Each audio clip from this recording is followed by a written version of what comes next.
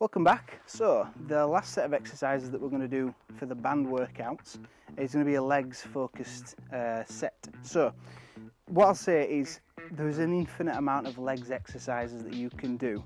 You can take these away and do bodyweight exercises like squat jumps and plyo lunges and walking lunges and stuff, and obviously they're really good. What I'm giving you today is some ideas just for using the bands though. So the first set of exercises that we're going to do is going to be some front squats. What we're going to do is get your rectangular position. Again, remember hands, feet foot width apart.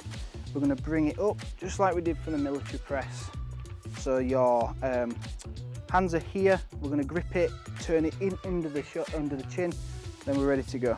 So the feet want to be sort of shoulder width apart.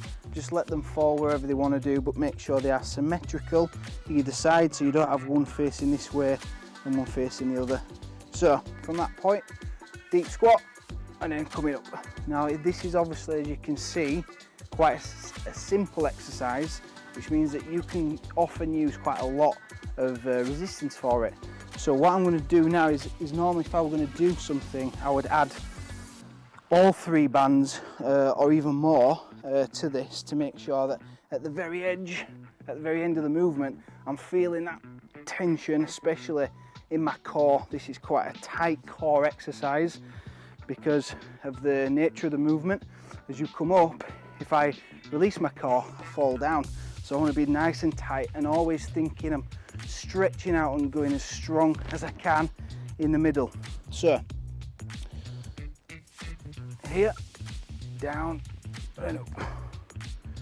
Now, to add a little bit of flavour to this, because it can be a little bit boring, I like to sometimes come up, drive up into what we call a thruster, down, down, down, down, stop, go again. Deep squat, power up, control, control, control down. So the next exercise that we're going to do is going to be a bum focused exercise, because we all want a good bum. I'm showing you a different band here because it's likely that you might have some of these as well, and yes, a lot of people use these for the bum type exercise. So I'm going to do one of those right now, when I'm going to show you how to set it up and things to look for where you could be going wrong. So because we're using these ones, you can use these ones. I'm showing you that you can use those ones as well if you do have one, but we're not going to use that today. I'm going to use this one. Now what I'm going to do is I'm going to set my feet through the middle loop. So I'm going to pull it out to the edge. I want to come quite close down and then I'm cool there, right? Now this is right around my ankle. Sometimes you might want to pull it around the foot as well, so the bottom heel. It's up to you, just depending on how comfortable you feel with this. So what we're going to do is essentially a glute med exercise. So I want to squat now. I'm going to push that foot slightly back and I want to, if I can, lock that leg out.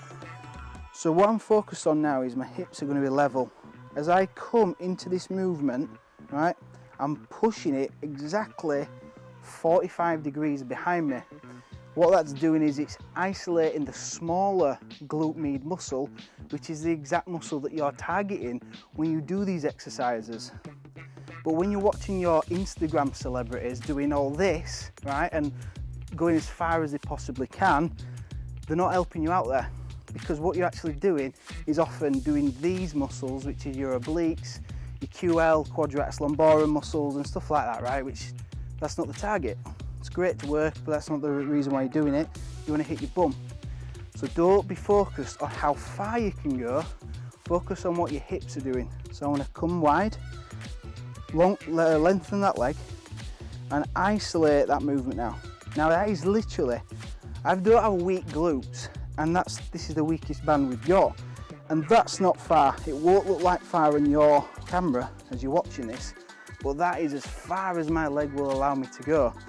And because of that, because I'm stopping at the point where the glute allows me to contract it and come back, and then I go within that range, I'm 100% in here. What I'm not doing is I'm getting to the end range, which might be there, and then doing this, like that. All right, so I can transfer that to all these type of exercises that people do with all these kickbacks and stuff. If you want to target your glutes, be aware of what it's working, right? So the glute is the focus. You want to stay within the range that that small muscle will allow you to do. So again, stand on it, grab this side, step back, hips level, out. Keep that leg long and keep focus on the hips. Don't allow yourself to move around or shimmy. And that's it. You get that right, you'll feel a massive burn and you'll realise that, oh shit, I could have been doing it a lot easier and getting more results all this time. So third exercise that we're doing is going to be a static movement. We're going to be doing a back squat with simply holding it, right? So best way to do this, hang this around your shoulders. We then want to step in, one leg, in, second leg, there. Now, if you've hung that around your neck, you might feel like it's a little bit high and it's pulling on your neck.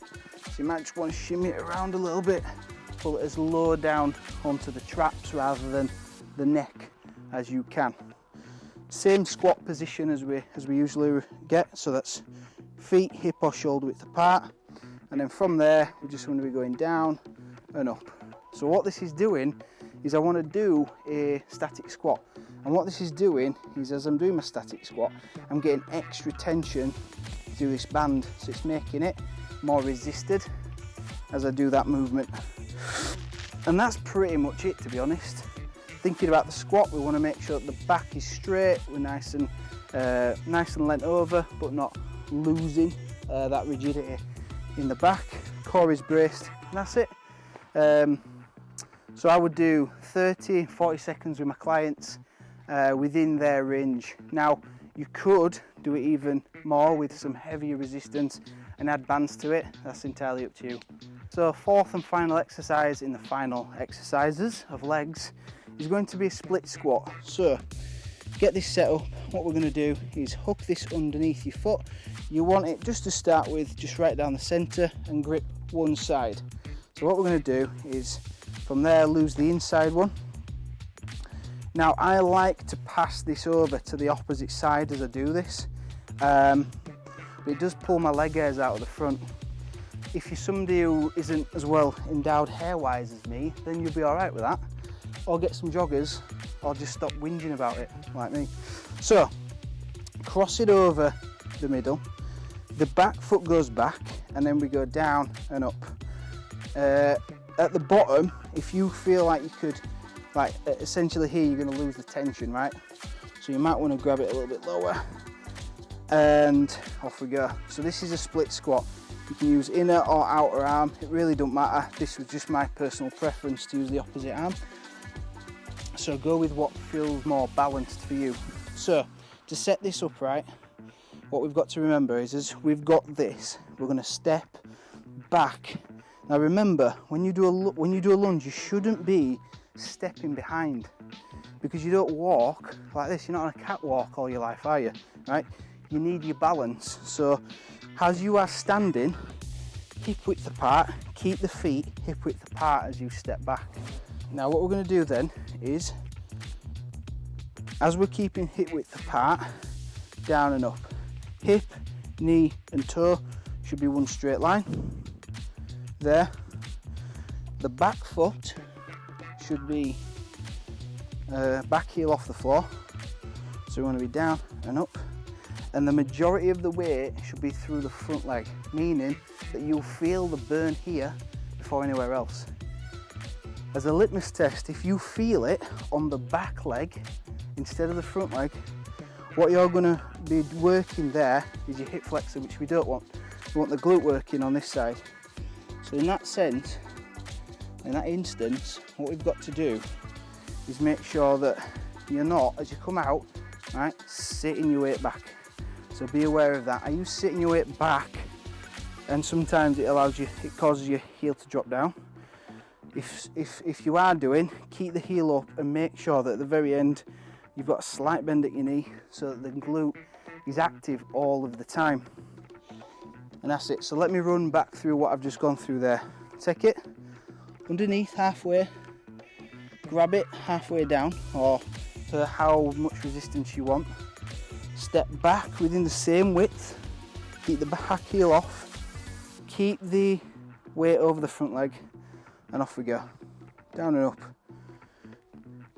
Now the last thing you can focus on here is what you're doing on the way up.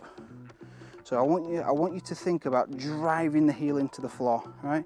Come down, down, down, down. Now drive the heel into the floor and work that hip through as we're doing it. That's going to get the big muscles, the quads, the glutes, and not the back muscles in the hip flexors. And that's it. 4 exercises on your legs that you can use for bands. So you can throw them in with all your bodyweight exercises and stuff like that. Again, I'll go 10 to 15 reps per leg if it's a single leg exercise like that one. Give yourself 45 to a minute rest and enjoy.